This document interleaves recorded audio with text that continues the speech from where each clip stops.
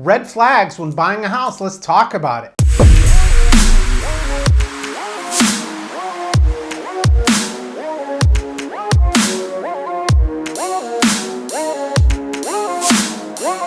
Hey everyone, it's Matt here with the Matta Real Estate team.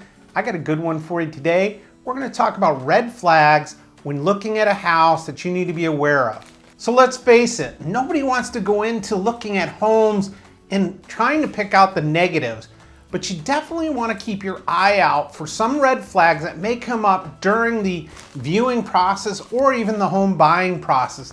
Let's talk about them right now, starting with number one, ceiling stains. Take a walk through the house the first time and then go through it a second time, but look up. That's going to give you a good idea if there's excessive ceiling stains, yellowing, a lot of patching work. If there's a fresh coat of paint on there, but it just doesn't look right, there's a telltale sign that there may be something going on. If it's a one-story house, it could be a leak from the roof. If it's a two-story, it could be a plumbing issue. Excessive cracking.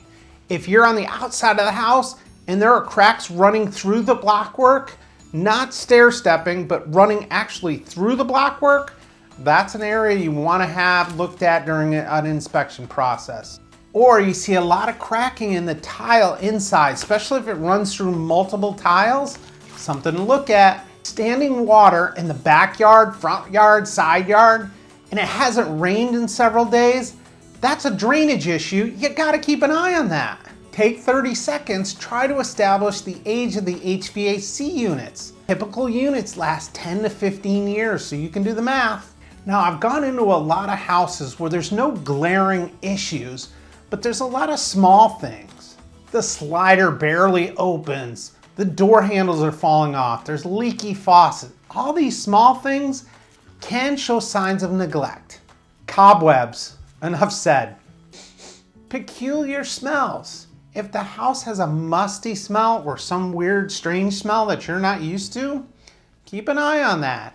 The other thing a lot of homeowners like to do if there are issues with smell, like excessive smoke, is they'll plug in 5, 6 of those Glade plugins with a really strong smell. So my last tip has nothing to do with the house.